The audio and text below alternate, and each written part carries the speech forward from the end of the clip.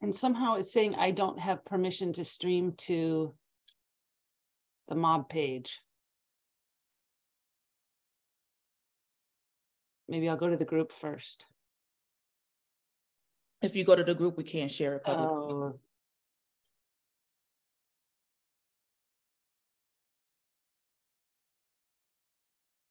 Are you logged into the page? I know you had like logged out of everything.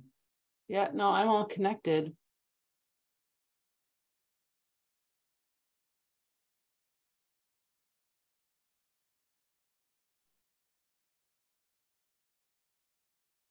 Because I was able to do the test one. I wonder what's different on the public page now. Remember, you didn't go to the page, you went to the group. I know, but I should have everything there unless my status has changed on the page. Do you want to push it live and I'll do the share and do the update? Okay. Beth, could it be because you gave me access to share screen? No, we've done that plenty. Okay. Beth, I was logged into the page. I just logged in as myself instead, just to see if that makes a difference. I don't know. Yeah, no, I am in as myself. Okay. And it does make a difference. I need to be in as myself to do it. I don't even see where I can share it though. Down on the more tab or the more, then you can share to Facebook Live.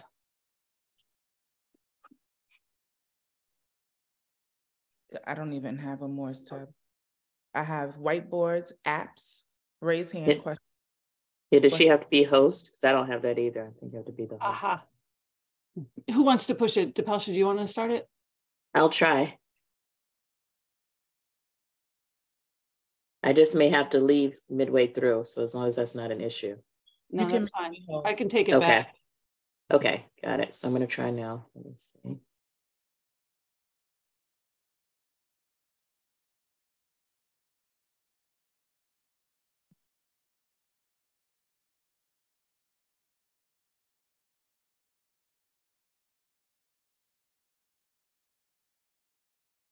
Just writing a brief description.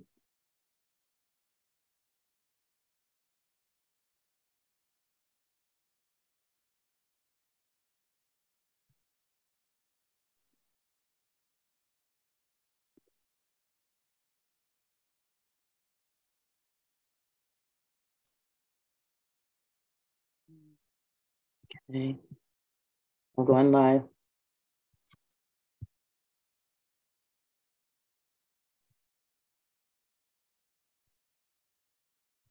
Good morning, and thank you for joining us for February's Moms of Black Boys United monthly webinar. I am Kim Alexander, and I'm joining you from Houston, Texas. For those of you who may be joining us for the first time, Moms of Black Boys United and M.O.B.B United for Social Change are two sister organizations that strive to be the voice and the resource for moms of Black boys nationally. We're coming today to have a conversation with some representatives of the juvenile justice system. One of the things that we speak on publicly often is the school to prison pipeline and how our youth are affected by being participants in the juvenile justice system. So today we have with us Latricia St.Jules, who is the parent advocate for the Juvenile Probation Department. She has a unique story, one that had her involved at a very young age in the juvenile probation system, and her son as well. And now she works as a parent advocate within the community. She works directly with Henry Gonzales, who is the Chief Probation Officer for Harris County here in Houston, Texas, who actually was once her probation officer. We are also joined by Danielle Jackson, who is an advocate for Disability Rights Texas. And before I allow them an opportunity to go ahead and introduce themselves personally, I'm going to shoot over to Danielle, who's going to share a little bit of information about disability rights. Thank you, Kim.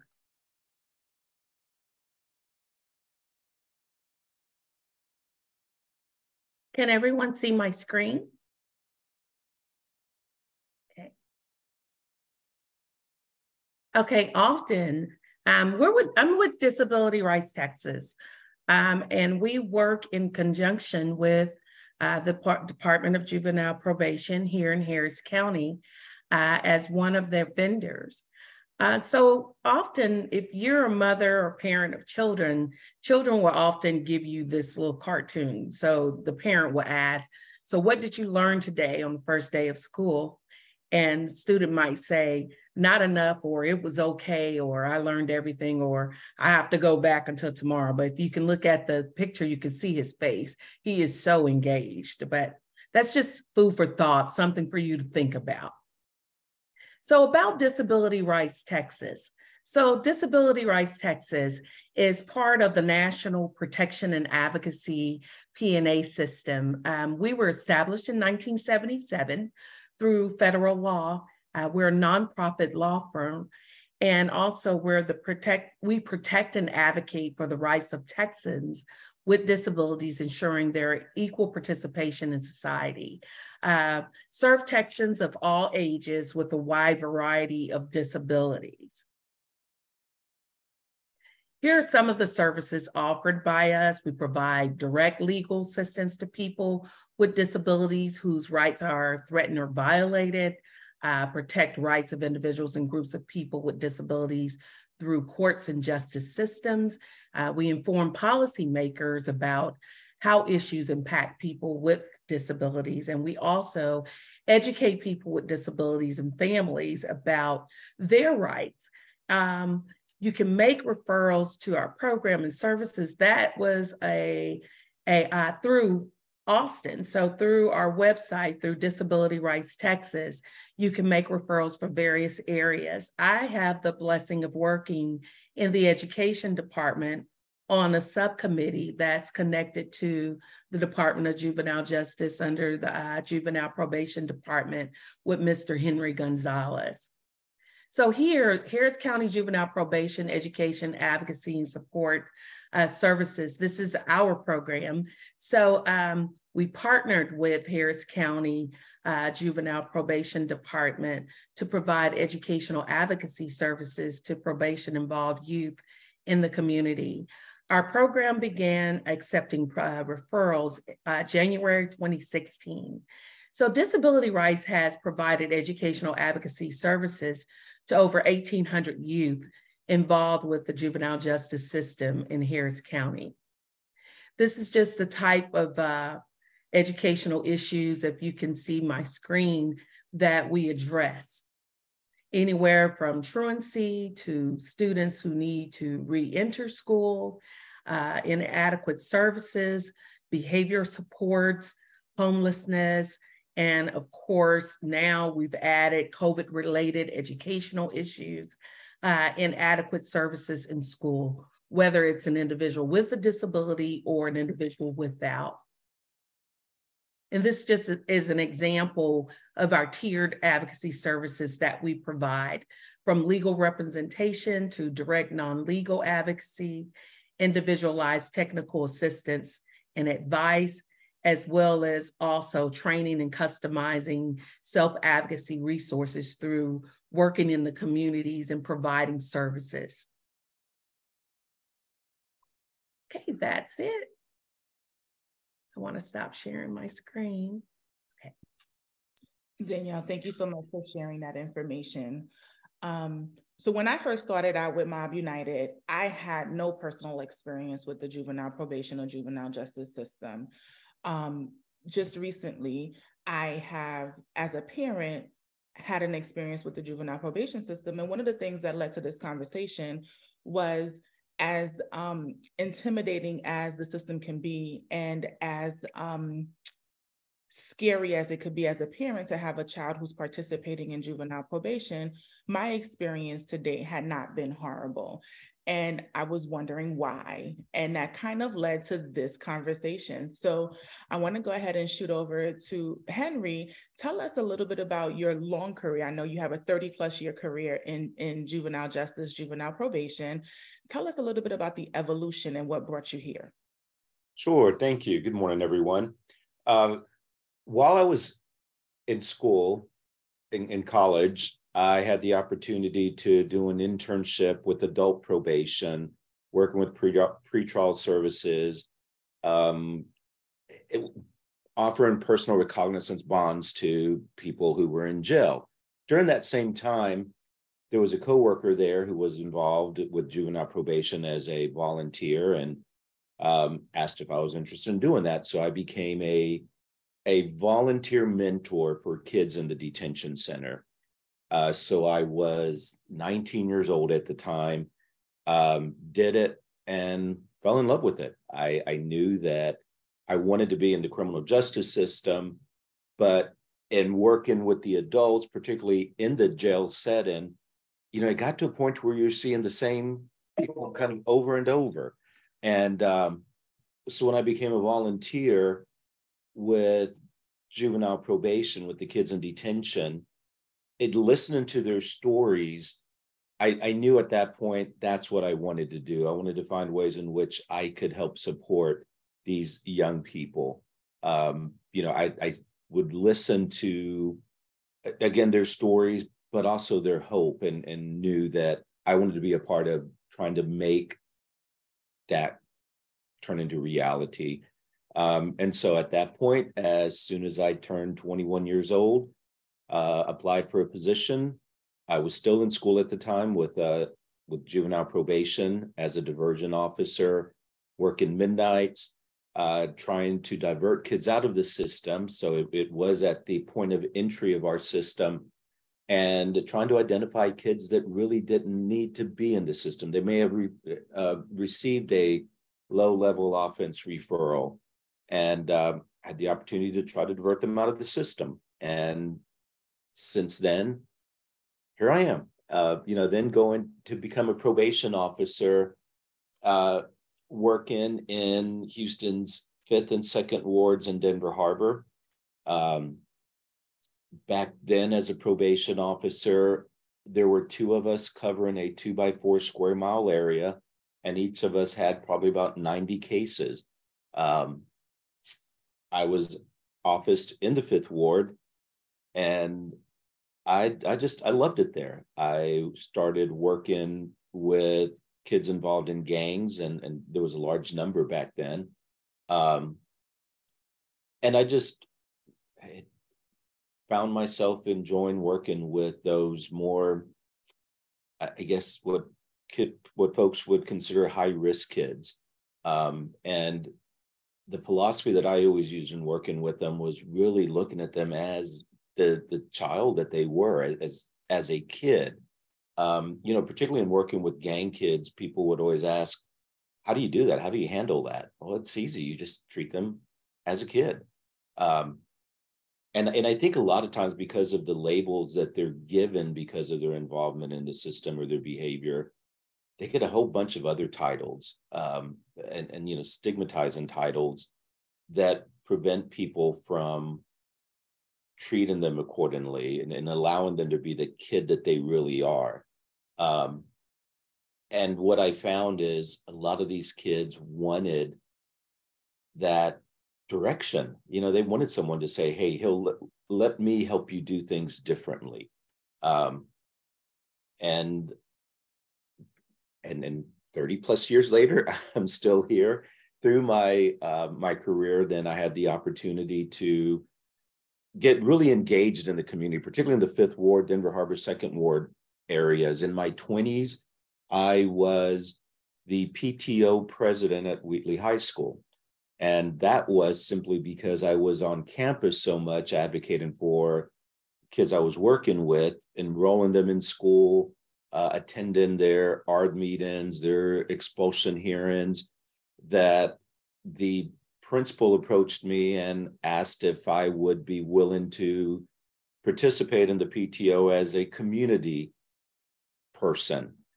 Keep in mind at this point, the makeup of the PTO board there did not include a single parent. It was me, the probation officer that worked that area. It was someone affiliated with the church in the neighborhood. It was a business owner in the neighborhood. It was someone who had graduated from Wheatley, years ago. And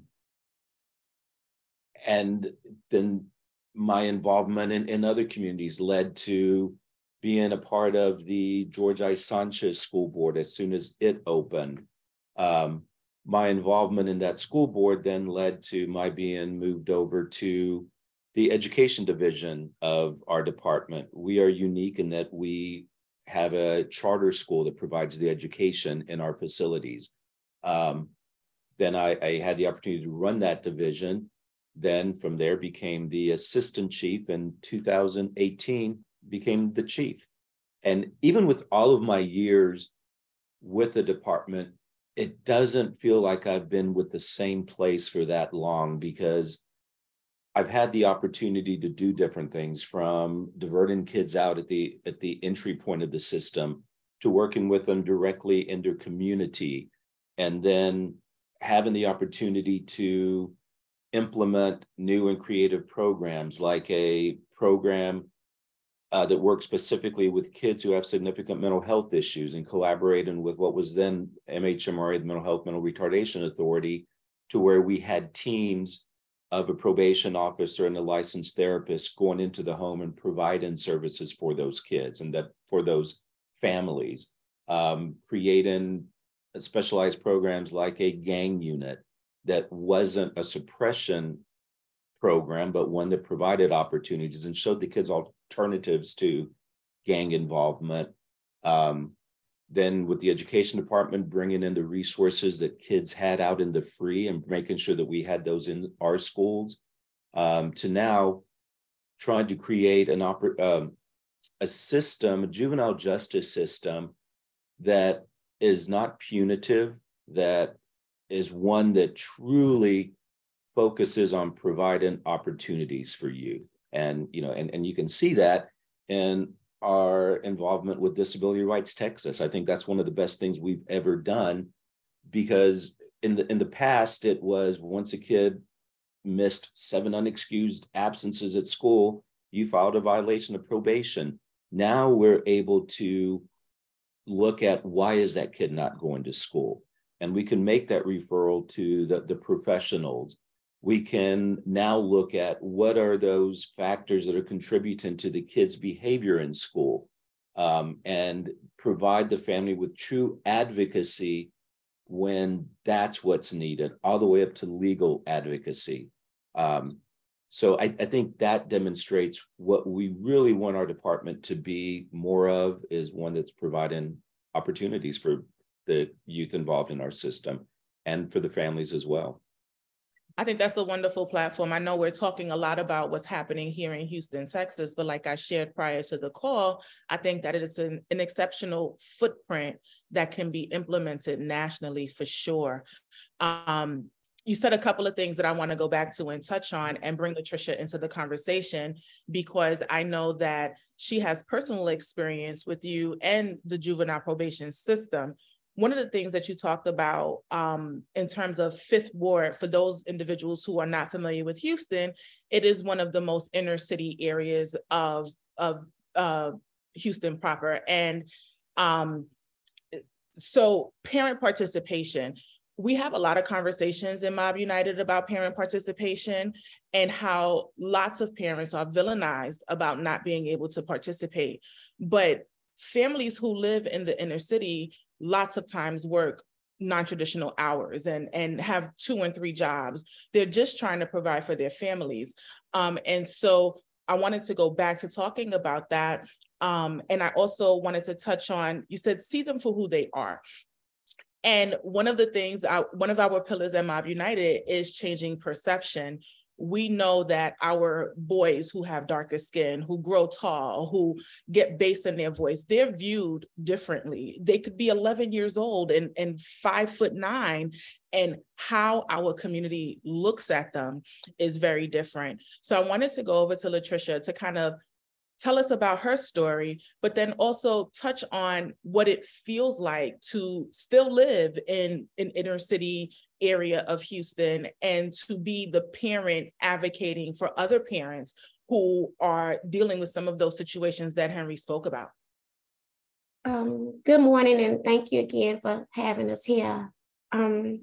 I have a long history with the department, but I'll start from when I was 12 years old of age in middle school. That was my first interaction with the system up under Henry's supervision. I had a fight, which was something simple, would be something simple today. But back then, they didn't have those types of programs available as far as the deferment or the first program. So I had to take the ride and be one of the kids that actually had the honor of being put on probation. I can't remember a harsh time during that time that he supervised me. He was very helpful, to be honest. And so when I talk to people today and I tell parents about the programs and the connections in the community, I encourage them to, wholeheartedly embrace them, because it's not just set up to take our families or separate us, but to give us some help and hope in the community. Henry has a saying that he don't want to send his families or children to services. He want to send them to programs, because services, they end, but a program or a mentorship, it lasts forever.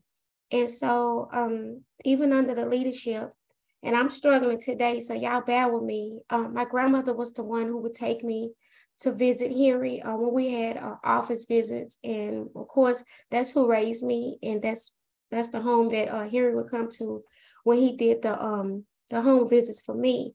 She's no longer here, but this work that I'm doing is basically something that she embedded in me, was to go back and help other people, and also for my son. So me and Henry had a wonderful interaction. And the one thing I liked about him is, even 30-something plus years later, he never forgot the kids that he supervised in our community. He knew all of the family dynamics. He knew us all by names, what was going on and what was happening. And so we've had conversations about some of those kids who I can't mention here today due to privacy. But he remembered all of us. And when he talked about them, you can hear the sincerity and the empathy that he carried in his voice and in his heart for the kids that did not make it out. And so I appreciate him. The other part is when I had to come through the system with my son. I hadn't seen Henry in over 30 years. And we walking side by side downtown. He rushing into his building for work, and I'm rushing in as a parent to be there for my son. And I looked over and I saw this man and I said, "Is your name Henry?" And before I could complete his name, he was saying my name.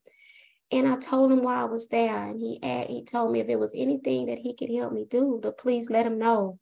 And so that was some reassurance. It made me feel better that day, because again, like you mentioned earlier, Kim, when you go into those settings, you feel intimidated and scared because of the reality of it, and some of the language and lingo that they use toward us, as if we can't provide suitable supervision, or maybe some of the mistakes that had been made was part of the parents' problem, or we encouraged it, but no way, no how did we? And so I ended up going in. We talked, and my son had some hiccups within the system, but I won't say that they were all bad.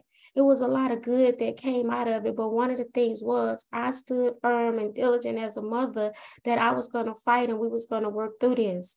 And we went extensively in. And as I tell my story, you'll get a little bit more insight. But the services was there. The support was there. I was one of the parents that went through the MST program with my son. That's when he talked about the therapist coming in and holistically providing services to the entire family, which is what's needed, and a continuance of that is needed. We also was in the 360, the mental health court, which made the kids feel a little bit more comfortable, because the judge would come out of their role as a judge and actually sit at the table as a person in the community, and we try to come up with a plan together. And so that's what happened. But I truly believe that even when I went through the system and when my son came through, had those first programs or the deferment programs been in place, I wouldn't have had to extensively go through this system with my son. But I am a firm believer that God makes no mistakes, because my voice was one of those voices that needed to still be heard to help other parents to come through this same particular system that I had now been, unfortunately, baptized in, to help them and to make them aware of their rights and that they are their child's first advocate, right? The school to prison pipeline is real. I have touched every system, and I say I because I can't say my son because we do this as a family. He's touched every system from the juvenile to the state, now on federal levels. So I won't say his name and due to privacy of him and maybe in hopes of one day him telling his own story. But just know that I'm still out here fighting and advocating. My job every day as an employee with juvenile justice is to give the parents some insight and also let them know that hope is not lost. Letting them know that you have a right, your child has a right to the best adequate counsel that they could possibly have, whether you're paying for it out your pocket or whether the services are being rendered by the state. You make those attorneys fight for you. And if it's something that you don't understand and they explain it to you and you still don't understand, you ask more questions. Letting them know that the programs out there that does work. It is programs that work. And if you are giving a referral, to come back and let us know that if it's working for you, if it's not, because everything is not a one size fit all. What might work for one family might not work for the other. But if they don't communicate back with us to inform us on what's happening, we'll never know. So I strongly encourage the parent participation, engaging, community engagement as well, because again, like Henry said, we don't want to be known as a punitive system. We want to be known as the source of resource to help you transition back into your community to live a healthier life. And so with that being said, Henry has a vision, and that vision is the transformation of the juvenile justice system. The service is not being referred to from us, but having those places or those people in the communities that can wrap around those families and get them the support that they need outside of juvenile probation, because probation is only for a short period of time, but going home and living amongst your peers and your family is forever. So that's my interaction from a child that was once involved, now as a mother, and as a mother with a child in the juvenile justice system who's still standing and fighting for him in adult system, and now as an employee of the same organization that once supervised me. And that is, it's truly a great story, and I absolutely commend you. One of the things that we talk about a lot is ages and stages, and I've had the pleasure of being a parent for almost 30 years and having children who have been in public education in 3 different states, New York, Pennsylvania, and here in Houston, Texas. And I have watched the evolution of education. I've watched when things like a simple fight was a fight and we did peer mediation, to having school security, go from security to police officers in school, and all of the changes in between. You know, we raise children for a reason, right? They make poor decisions. We as parents and as community are assigned to help them make better and smarter choices. But what we see now is a squashing of that thriving. We shoot for the punitive right away. And I want to shoot over to Danielle because I know that she's had an opportunity to kind of sit in on a lot of meetings that determine where some of these school children end up and how we got there. So talk to us about how you help these poor decisions not be life-altering and ways that we can start helping our youth thrive better. Thank you. And thank you for sharing your stories and your background. So a little different for me, I entered into this arena from public education. So I worked in public education for 23 years as an educational diagnostician, as an instructor, worked on various teams. And I always saw myself in the situation of trying to advocate on both sides and explaining to my parents what was being stated in meetings, how to respond to the schools. And every year I would see myself getting more frustrated with the system. And it's like, how do we bridge this gap? And a lot of times in public education, we're so busy educating, so we think, or systematically doing things that sometimes we forget to pay attention to the whole child. And that's where I saw myself. And also as a mother of boys, I'm also a auntie to nephews. It's like I'm surrounded by boys. And a lot of times boys, as well as our girls, our children are misunderstood. And usually when they act out, it's because they're expressing themselves. And eventually when I transitioned to this side of education, I was like, this is an opportunity to educate my parents, to educate the community about the interactions of how do we bridge those gaps between our parents, our teachers, administrators, as well as on the side of law enforcement. Because the last thing in our society that we want, and we see it evolving so much every day, is for our students to hate the legal system and to hate law enforcement. And it's how do we bridge that gap? And that part of that, I think, is educating our students. So when I transitioned 7 years ago on the other side, I was fortunate to work for Disability Rights Texas on this project with the Department of Juvenile Probation under Henry Gonzales, which has been an amazing experience. And in working with that, we get referrals from various walks of parents. And because those students are students that are involved with the juvenile justice system, our prayer, of course, is that we can revert that process and this won't be their story forever. So when I meet with a lot of my parents, the first thing I tell them is that I won't be here with you forever. However, what I want to do is educate you with some tools to advocate for yourself, to be a better advocator for your students at school as well as in the community.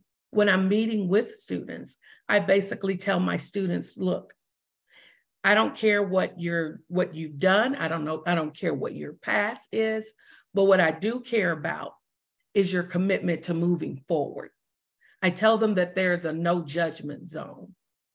And I said, let's figure out how we can put these puzzle pieces together to get you back on track in school to make measurable progress in moving forward. So then a lot of times what you find out is that's when you start figuring out all the different obstacles is when you get to the school. Because the schools, some of them, not all of them, but a lot of them are immediately on the defense. And that defense is, I want this student out of my building because this student did X, Y, Z. Or it starts off with ABC, the student's not even enrolled in school. And so you're looking at the very public institution that's supposed to help our students is keeping our students out of school. So once we make our way through that red tape, now we're in school and we're sitting at the table. Let's sit down with our district officials. Let's sit down with our administrators in the school and let's really figure out why the student is having challenges in school. And when I go into schools, if it's a student that's probation involved, that is never mentioned at all. Number one, because of confidentiality. Number two, because I don't want judgment being passed on our students. And so we collaborate at that table. And when we're collaborating, it's like, let's get to the root of the problem. Sometimes in most cases, the root of the problem is, how can I say this? The root of the problem may be that it's an issue that occurred in school. And that's misfortune. But when you get to the root of it and you actually get the student to open up and communicate to say, okay, what's going on? Let's use, for example, truancy. In the area of truancy, why are you truant? Why are you not going to school? And it's usually, especially on the secondary level, when you start seeing the systematic trend of this student is skipping, say, periods 3 and 4, but then I come back for 5 through 8. and I'm at school at the beginning, what is it about that in between? Those are subjects that I'm finding challenges in. And because of the challenges, it's easy for me to avoid it. And so immediately, 9 times out of 10 on the secondary level, what happens? Once the secondary level, the administrator sees that you're skipping, what do? They reward you for bad behavior by suspending you from school. And so when you go in at the table to say, let's communicate about this, let's really look at what's happening, then the student will communicate, this is where I'm struggling. So it goes back to communicating to say, what plans can we put in place? What effective interventions can we put in place to help this student feel successful? And getting that student to express him or herself as to what's going on. And that's more or less like a simple case. We also deal with homelessness. Students that are homelessness in the school, and the school isn't aware of it, that I'm missing school because I'm homeless. And as a part of that, how can you help me bridge that gap? So it's connecting parents to the right programs within the school and collaborating to say, hey, to the student, this is all about you. Let's figure this out. And a lot of times when we get cases and the child has already been suspended from school, or it's recommended that they're going to be assigned to a district alternative educational placement, it's collaborating to see what can we do differently. And a lot of times students will say, well, they're going to send me because that's just what's going to happen. And I say, no, let's collaborate to figure out what can be done differently. This doesn't mean that there's lost hope. I need you to effectively advocate for yourself and be respectful when you're doing it, and training those students to say, okay, I have a voice at the table, because we can put a fantastic plan in place. If that student does not buy into that plan or understand, then that student will divert from that plan. So making him or her a part of the process. And in that, a lot of times with alternative placements, you'll find out that it's a misunderstanding sometimes with administration, some things that we can sit down and say, let's really look at the facts. Let's look at the data. Let's look and understand and go back and figure out, how did my child end up in this situation? And in some cases, administration will revert it for parents. But it's making sure that we educate our parents on that process, and that can be a challenging process. And coming from the standpoint of public education in our systems, we have to do a better job of educating our parents, to tell our parents that this is a process, this is what's happening, and making sure also that with our students, that they understand the process. But in understanding that process, when you see those little errors happening, is what do we put in place for as preventive measures to help our students? Because usually what's happening is when you start seeing them falling out of sync or getting in trouble, it's usually because there's some sort of academic deficit that has taken place, or an academic challenge that I'm crying out for help.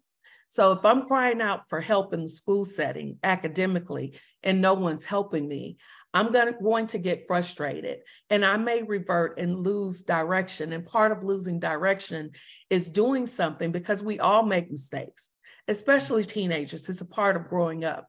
We may make a stupid mistake, but we don't want a stupid mistake to turn into something major later on in life. So how do we revert that back is by, number one, educating our students that they have a voice. Explaining to them the system in regards to secondary. What does it mean for is credit recovery, that I'm classified as a freshman or a sophomore, junior, or senior?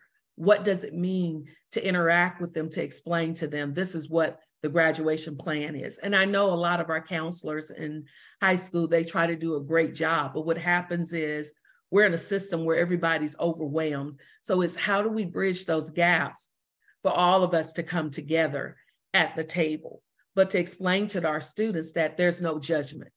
I'm here to help you move forward. How do we make measurable progress to move forward?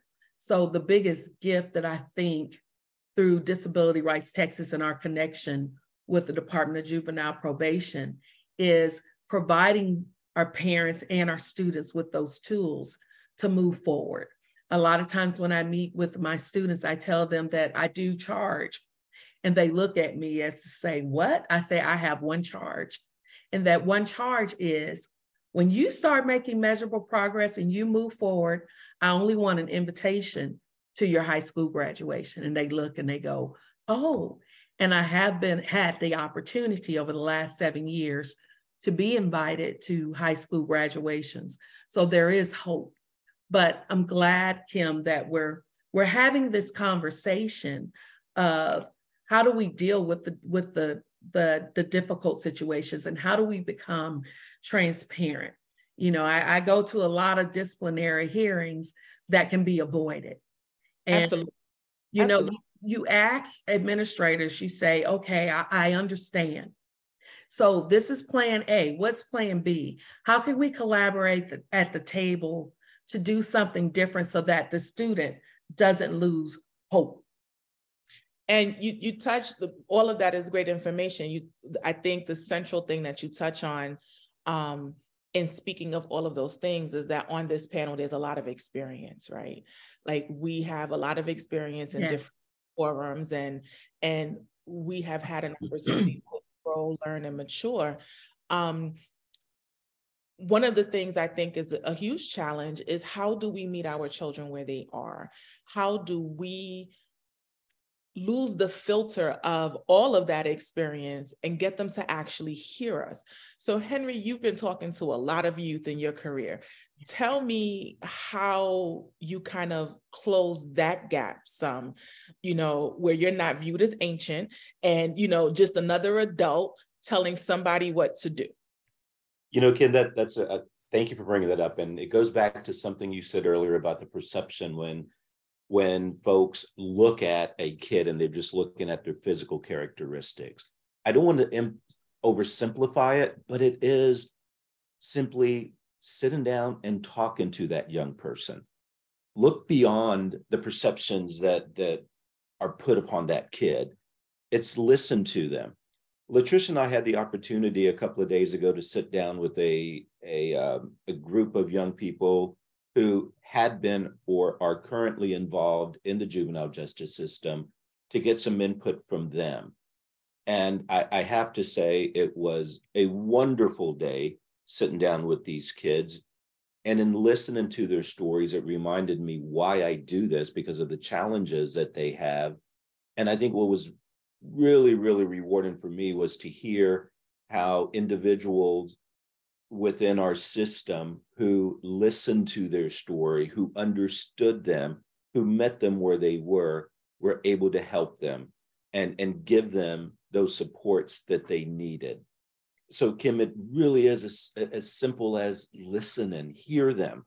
I can't tell them what they need unless I sit down and ask them, what do you need? What can we do to help you? I can see that there are certain factors like the educational deficits that obviously we need to do some advocacy there. Danielle described the school system as a system that's there to help kids, and it is. The sad truth is that historically, 40% of our department's referrals came from school districts. So that system that is there to help you and to teach you really is pushing you into the system. The truth is that 25 to 30% of the kids in our system are identified as special ed. Yet a large percentage of kids come to us at 16 years old, and despite child find, have never been identified as having an educational deficit or needing special ed. Yet when we assess them, they're reading at a second grade level. How did you get from kindergarten to 16 years old, not being taught to read beyond a second grade level and not being identified as needing some extra help? Now, I can go on and on about, well, we know that if you do fall under that umbrella, you have all these protections and there's due process that has to happen. And so it's much easier to not identify a student as special ed so that you can more easily suspend, expel these students. That's where Disability Rights Texas comes in, because now we can say, here's someone who's going to teach the parent to advocate for their kid, because like Danielle said, we're here temporarily, and now there's someone who is going to not just listen to the young person, but to the parent themselves. We know that the education system can be intimidating, from the receptionist in the front. If your experience as a parent is not good there, chances are you're going to end there. You're not going to go any further. We need to make sure that the systems that are there to help kids are doing that. Not just the education system, the child welfare system as well. When we look at our dual status kids involved in both the child welfare system and the juvenile justice system, one day we had like 14 within our facility. So I asked for someone to take a deep dive into these kids. I wanted to know, what system were they in first? Was it the child welfare system or the juvenile justice system? And how did they get into our system? All but one kid was referred to our system through the child welfare system because they had a fight with someone at their group home, at their placement. If my daughters fought with each other one day, I couldn't call the police and say, can you please come get one out of the house? So why are we doing that when it's a foster home and it's the same situation? And that shouldn't be the case. And so we heard Latricia's story about coming to us because of a fight. Today, I'm really glad to say that because we have a very progressive district attorney's office, they don't accept those charges anymore. We're fortunate that kids who were in Latricia's situation, again, with the fight in school, they don't go in front of the judge. A petition's not filed. We immediately divert that kid out. We're fortunate that now when the DA's office gets that call from a child welfare placement saying, we want to charge this kid because he broke a window here, they're saying, nope, not going to accept those charges. We're fortunate that now we've come up with a screening instrument for our detention center that says we don't allow that kid in our detention center. And even, God, in 2017, we have a 210-bed juvenile detention center, and our average daily population back in 2017 was 264 kids. Today, we're down to less than 120 pre-adjudicated kids in our detention center, because again, we said these kids aren't going to come into our detention center. This isn't where that kid belongs. This is not where the Latricia belongs. This is not where that kid whose unmet mental health needs contributed to their behavior belong. This isn't a place for a parent to say, I'm frustrated with Johnny, I don't know what to do with him anymore, you keep him. No, this isn't the place for that kid. So, Kim, I can just ramble on about things. I don't know if I answered your question, but it goes back to just sitting down and hear that kid, hear the parent. And again, kind of oversimplified, but it is that simple.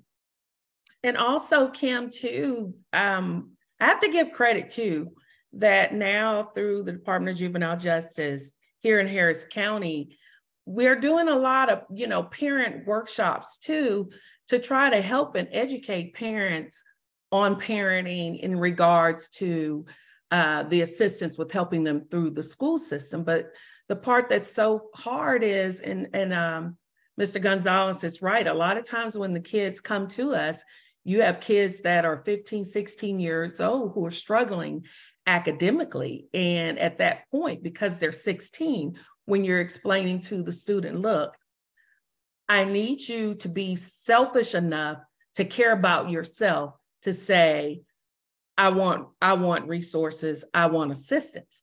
And at 16, it's, okay, you may need to receive a full individual evaluation. And I explain that to them and what's going to constitute that. So we can figure out your strengths, figure out what it is that you're strong at doing, and then the areas that you struggle with, how can we assist you? Are you willing to do this for yourself? And it becomes that conversation of, how do you see yourself, speaking to the youth, in regards to being a productive citizen? I don't want to see you reverse and go backwards. How do we help you move forward? And I ask the students, will you give yourself permission to move forward? And that can be challenging in a society that we live in. It's extremely challenging. And I think that one of the things that comes with that is what I learned in college as an intergenerational deficit. Like, generationally, we have parents who come from inner cities, who are raised by grandparents, who are raised by foster homes, who are raised by group homes, who have not been empowered themselves. And they have their bills, and they have all of these things, these hurdles that they're climbing over. Even the most educated of us, how do you take a child who's now 16, who has been disempowered for their entire life, and say, you are redeemable, you are redeemable? I want to go to Latricia, because at some point you heard that message. You heard the message that you were redeemable. Tell me what that looked like for you, and what advice you would give to young women, young men who are in your situation. Tell me what you say to your son.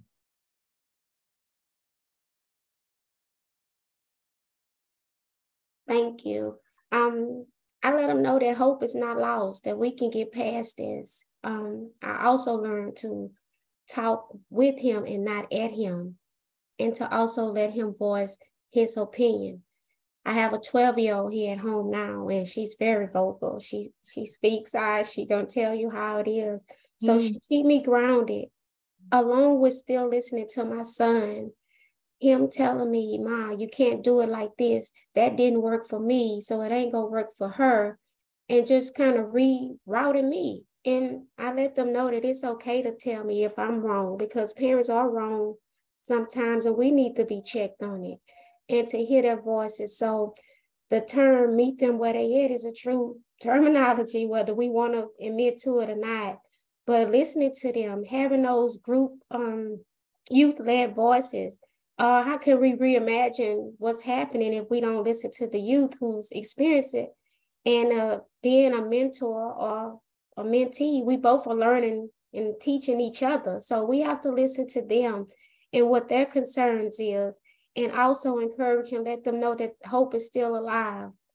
Like, again, my 21-year-old son that's sitting in federal jail, when I speak to him and talk to him, I try to keep it as real as I can. I don't sugarcoat nothing.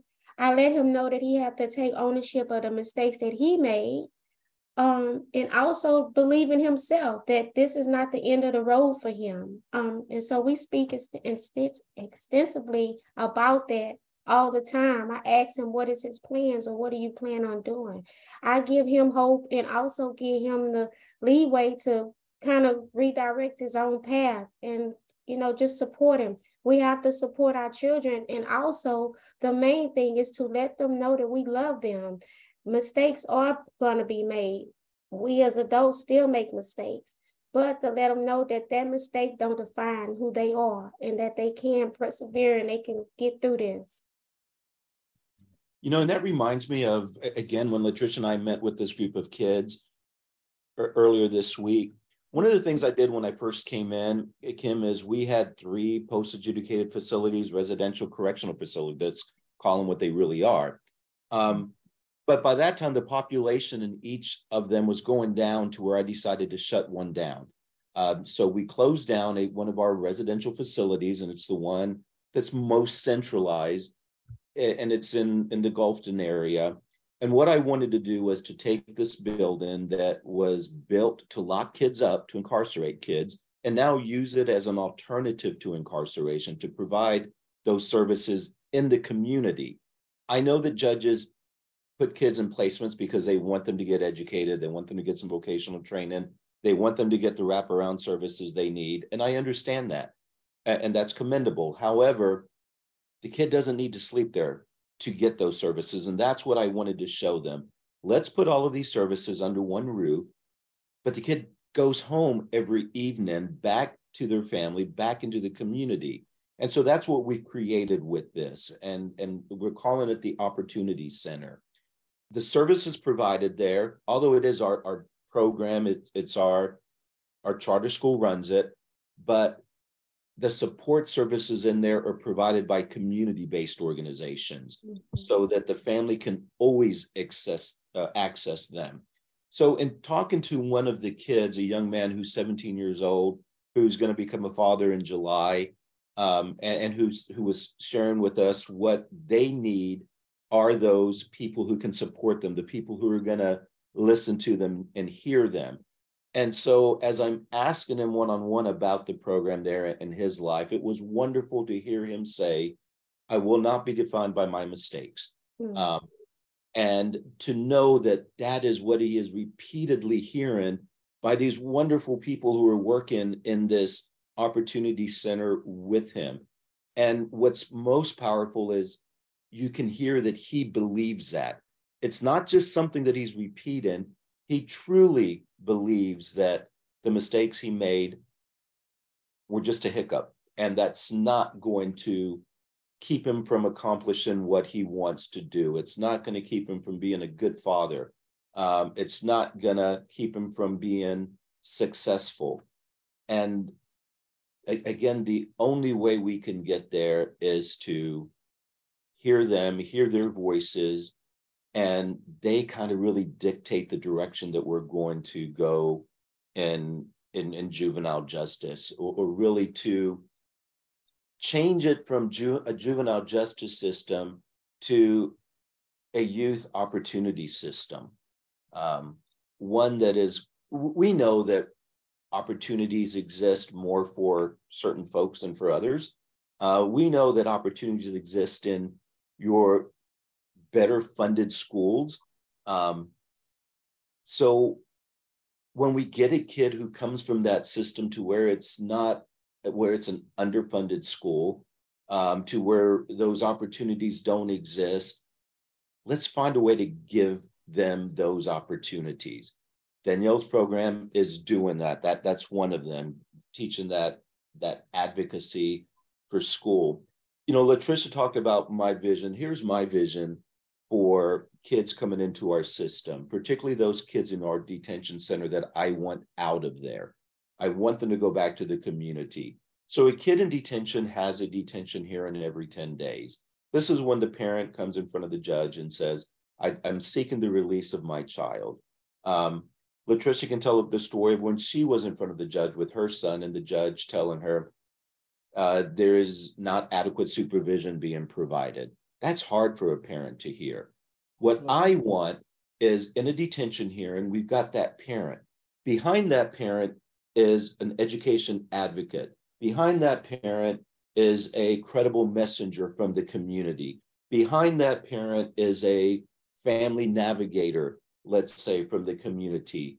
And they are collectively saying, Judge, we are seeking Johnny's release. We want him back to the community. Judge, let me tell you, as the education advocate, what I'm going to do. As the credible messenger, let me tell you what I'm going to do with Johnny. As the parent navigator, the family coach, let me tell you what I'm going to do to help the mom navigate through the systems. That's what I envision. I want the community to come and say, we want our kid back. We want our kid out of detention. And I know that the community needs resources and able to do that, which is why we've created the Juvenile Justice Community Reinvestment Fund, to where we gave $2 million of our unspent funds, and the Commissioner's Court matched that. So it's $4 million to go back into impacted communities to help them build their capacity to provide those supports for families. We wanted to make sure that access to this money was much easier than going through the county system, which is difficult. So there's an intermediary, which is Change Happens, that is managing the money, the funds, and they are the ones that are distributing the funds. And we know that these need to be those grassroots organizations. And so Change Happens is also tasked with helping those organizations build the capacity to be able to provide the supports that are needed in the community.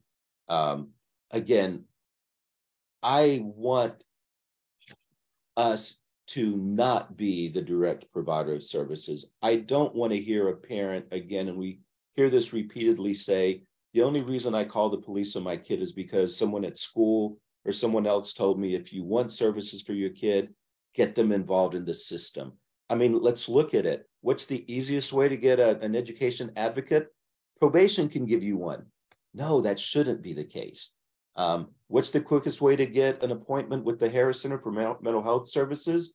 If you as a parent was to call today, it's going to be a 4 to 6 month waiting list. Get in juvenile probation, I have them in my facilities. That shouldn't be the case. So we need to change that narrative of meeting the kids where they are, helping the families navigate through systems and getting those supports. Absolutely. I completely agree with you. And as a parent, I've received a lot of that same messaging. So yeah, it is definitely difficult to hear. We've talked a lot about the youth because that's the subject of your program, but the youth actually go home to parents. What services are in place for parents who can't read or parents who are displaced and homeless? What are we doing as a community to safety net them so they in turn can empower and safety net their children? Yeah, let me start with that, with going back to this opportunity center that we created from a building that used to incarcerate kids. Is during the day, this center is for our young people, right? But in the evenings and weekends, it's going to be for the community. So each unit in this building that used to house kids now is teaching a different vocation, so a different industry. We've got HVAC, we've got carpentry, we've got welding, really teaching the kid to build a house, that they're building tiny homes. It's going to be really various industries that the kids will be able to get vocational training in. But in the evenings and weekends, it's the parents who can go and receive those services. We've got to make sure that we're meeting their needs as well. So that's where we're excited about this. But I know that it's difficult for people to get from one end of the county to the other. So what we want to do is we want to replicate this really in every quadrant of the community of Harris County. One of our partners here is Work Texas, which is a nonprofit that originated with Jim McInville. And a lot of people don't know that at Gallery Furniture on 45 in the north side, he has a charter school in there. He has a vocational training program for young people and adults. And so if the southwest part of town is difficult for the kid to get to, and we do provide transportation, if it's easier for them to go to Work Texas at the Gallery Furniture site, let's connect them there. Again, going back to your question, if the parent needs vocational training, let's connect that parent there. And again, let's find those community-based organizations that can provide that can link the parent. So again, you don't need to be in our system to get those services. We're hoping that's what the reinvestment fund will be able to do. Again, targeting on those truly impacted areas. I'd mentioned to you earlier, Kim, that we as a department want to be as transparent as possible. So we created a dashboard on our website. It's a public dashboard that will show you our referrals, how many come in every month. It'll break it down to gender, race, age. It will show you the population in our facilities, again, breaking that down. And unfortunately, when you look in there, if you look at our kids in detention today, what you're going to see is that disproportionality is there. We know that African Americans do not make up the majority of Harris County's population, yet they make up the majority of the kids in our detention center. The detention center has 80 Black kids in there, 55 Latinos, 8 whites, and 2 Asians. That's not what Harris County looks like. So the other thing we have in there is, where are these referrals coming from? So you can see that. I want to know what those impacted communities are. I know that Fifth Ward today doesn't look like Fifth Ward that I worked in when I was there. I know that Second Ward doesn't look like it used to anymore. And through gentrification, there's a lot of displacement of folks. Where did they go? People are really surprised when I share with them that our hotspot today is in the Bear Creek area. So way out West Harris County. And when you look at that dividing line of I-10, and if you were to, do your little dots of where kids are who are involved in our system, you're going to find a lot in that Bear Creek area. But I-10 south of that, not a single dot. So that's your Memorial area. When you look at resources in that Bear Creek area, non-existent, because I think people still think that these referrals have to be coming from the historically communities that are made up of people of color. So that's where they're taking the resources. No, what about Bear Creek? What about Cypress Station? All those areas that were non-traditional, but that's where people are being displaced to now. Right. Yeah. So I want to be able to get to a couple of questions. So I just want to touch on a couple of other things.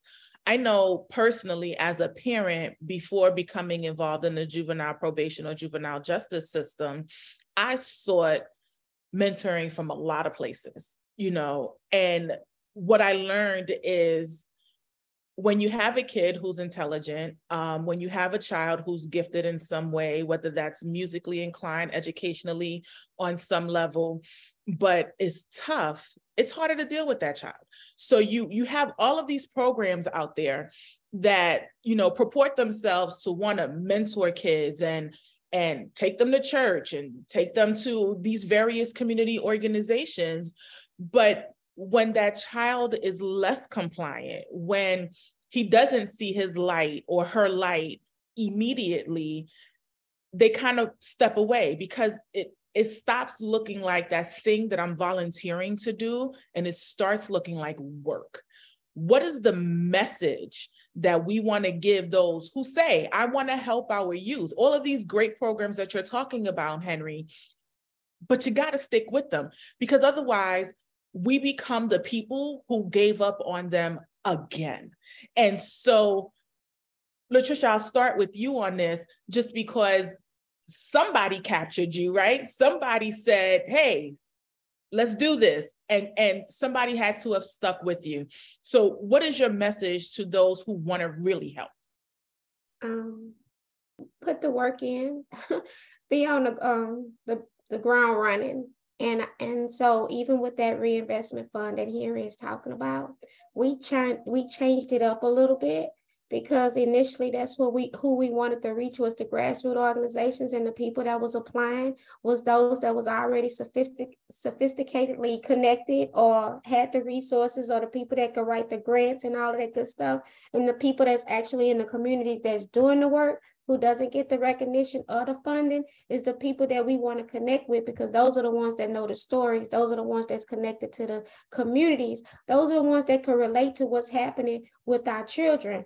And so I've been given the task of going back out. If it's an organization that say they're out there and they're not doing the work, I want people to know that they're not doing the work. And if you are, and I don't care if you have 2 to 3 people inside of your organization, but if you're making change, positive change, those are the people that need the funding.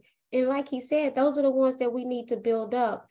I've been doing this for the last 2 years, and it gets difficult sometimes, and it gets difficult because my mindset rolls back into when I was a parent looking for help. My child was academically, he was smart, intelligent, on the debate team, all of that. But he had some behavior issues because of some past trauma. And so he wasn't the model kid that they were looking for that was going to make the program shine, so to speak. So those are the kids that they boot out. And the kids that they keep in are the kids that's not, there's a little bit more compliance. But the ones that's more challenging are the ones that's left out in the streets. We don't want that. So we have to go back, especially if we're giving these people funding and we're giving them the A-OK to assist our kids. We have to let them know that you're doing more harm than good. And what if those shoes was on your foot? If you were that parent being sent to this program and nothing was being offered that could be more sustainable to help them develop into something positive, how would you feel? So that's my question to a lot of them is, what if it was you? What if it was your child? And so that changed the mindset, because guess what? Today is me and tomorrow it can be you. We talk about the school referrals, and it's crazy because my first referral was a referral made from the school. And my son's first referral was the same school that I attended. They gave him his first referral into the juvenile justice system. So a lot hasn't changed, right? And like you said, we're supposed to be there to help the families, embrace them and to keep them in the school. But when they're more challenging, those are the ones that we can easily push out of the school system. And we shouldn't be doing that, because then we push them into a world that they're not ready for. And again, parent involvement. We can't just put everything off on systems. We can't put everything off on the schools. We have to take responsibility as parents to do our best to assure that our kids receive the best services possible, whether it's in school, community, or even at home. We have to learn how to love and treat them at home. So therefore, when they go out, they understand that concept as well. I always talk about love and the help and the guidance. I mean, that just opened the door and give us the guidance that's needed, because so many kids are not living to live now, they're living to survive. And so they out here in adult mode because that's what they've been taught, or the conditions they've been put to live in. And we shouldn't have to put all of those anchors on their back, because that's basically what it is. They can't be a kid because they're too busy trying to take care of the rest of the family, because they have the absentee parents that's not in the home with them. So again, holding those nonprofits accountable, holding the parents accountable, because we have to be held accountable for our actions as well, and what we speak into existence. I was getting food the other day, and I heard a mother telling a little boy, maybe 5 years old, "You bad, you bad." And before I knew it, I turned around and I said, no, we can't teach him that. We can't tell him that he's bad. We can tell him things like you're challenging, or what can we do to assist, So I told him, please don't tell him he's bad, because he's going to grow up believing that. And we don't want to give him that mindset that you're bad. Nobody wants to be around you. Nobody wants to deal with you. She just kept saying, you bad, you bad. And my mind just was swirling, because I didn't want to hear that, because I am a mother of 2 young Black men. And not just even stuck on color. When the Hispanics or any race that come in there, I don't care if I can speak Spanish, or even if I can't speak Vietnamese or any of that, I'm going to go within my department. If I see a mother there that's struggling, and I'm going to go find that assistance that they need. In every word that I say in English is the exact way I want the person to translate it to them, so that we could be on the same page, on one accord. And when they leave from there, a lot of days, they come in frustrating. But just to see that one person there that's going to help listen to them and hear them out makes the difference when they leave. So they understand a little bit better than when they came in. And so that's what we offer as well.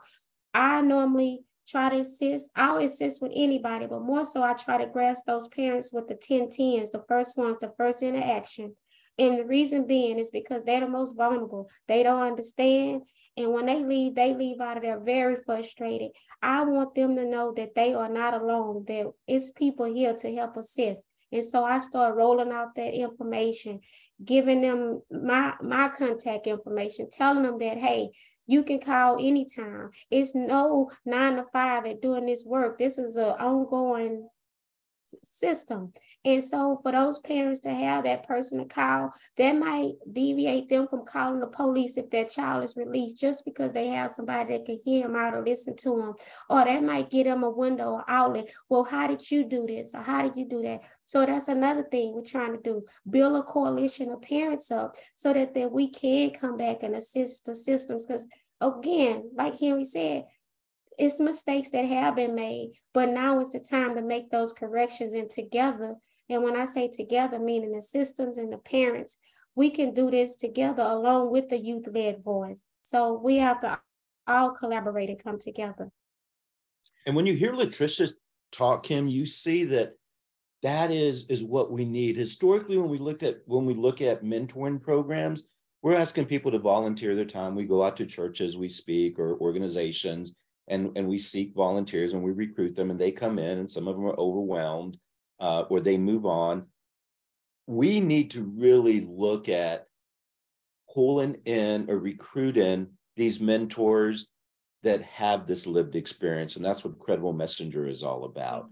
We also have to get away from the idea that mentoring has to be volunteering. All of us are paid for our level of expertise, right, with what we do in our respective fields.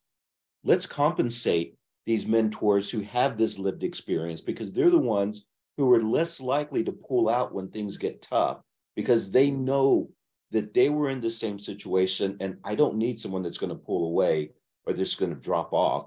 That needs to be consistent. That expertise of theirs is valuable. Let's compensate that, even if it's just with a stipend.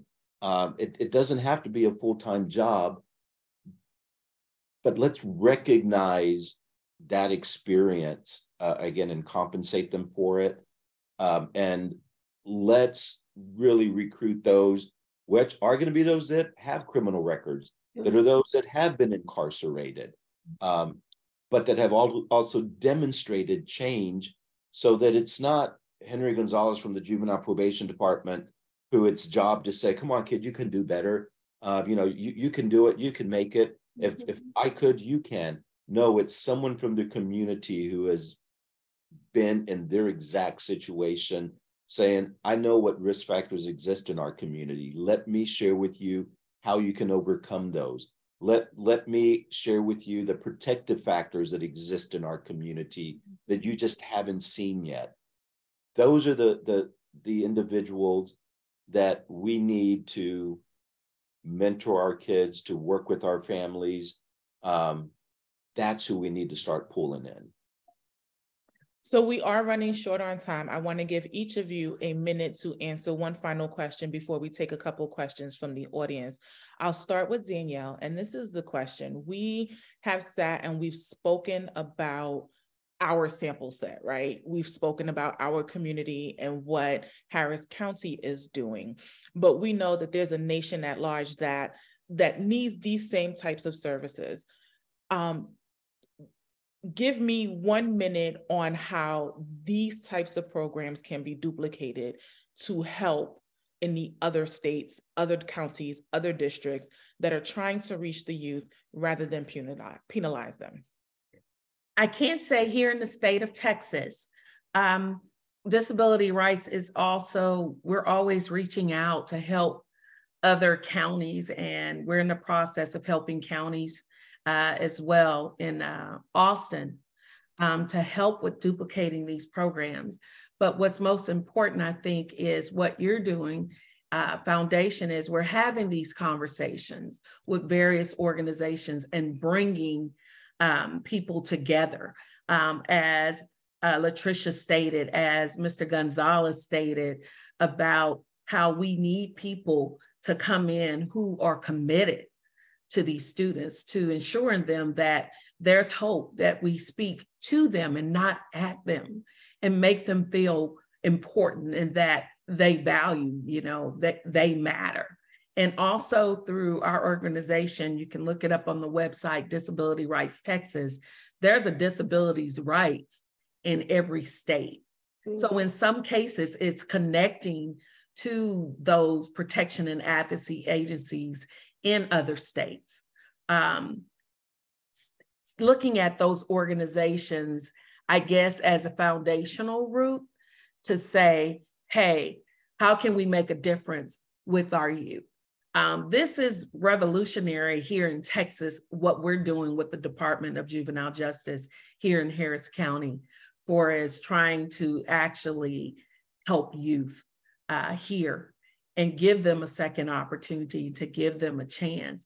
But I think it starts here, the conversations of what's going on, and still working on bridging those gaps between us and our educational systems, and the parental involvement, like Latricia said, you know, holding our parents accountable, holding all stakeholders accountable, because this work, I always tell people, it is definitely a ministry.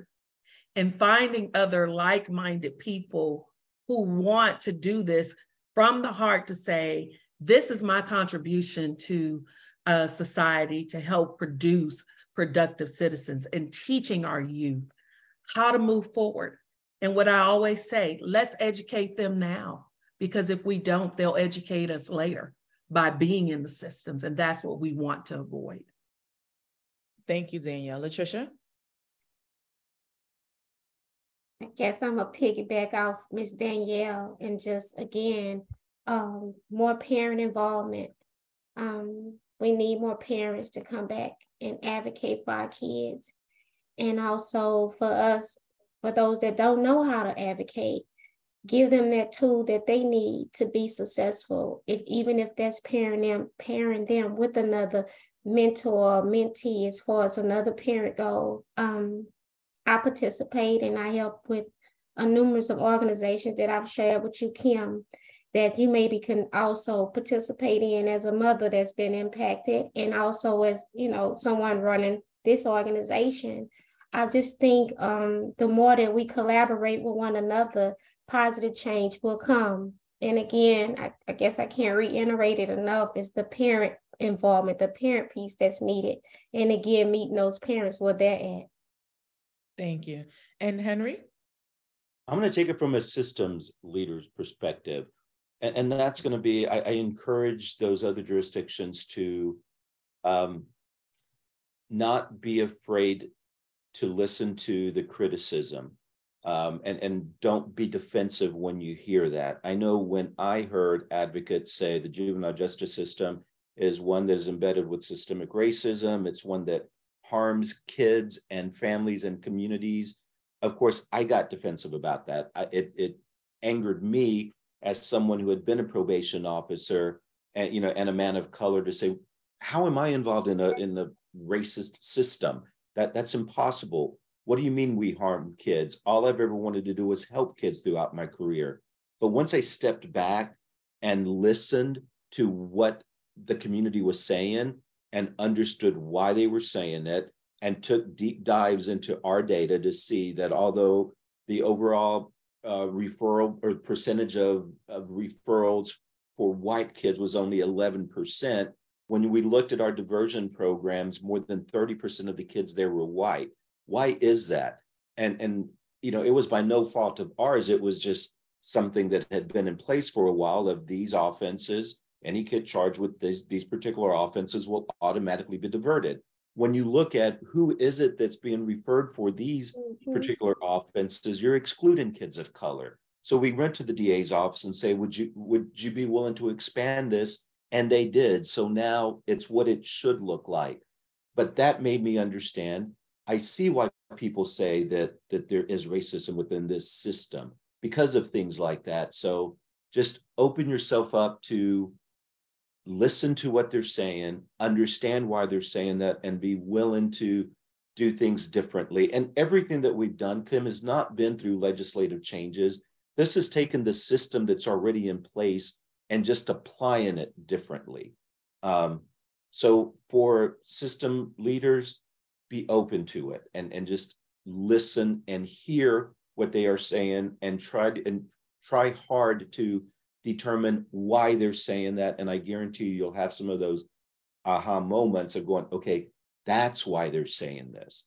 And then do what you can about that. Thank you so much for that information, Henry. We are out of time. Like Henry stated, we probably could talk about this subject on and on and on, but I am so appreciative of you guys' time, the work that you're doing, and the opportunity that you give community members as well as organizations like M.O.B. United to help influence the changes that need to be made. So thank you so much for sharing your stories, for your transparency, and for joining us this morning. Have a wonderful day, everyone. Thank you. Goodbye. Miss Alexander. please call me. Okay, I will. All right. Bye-bye.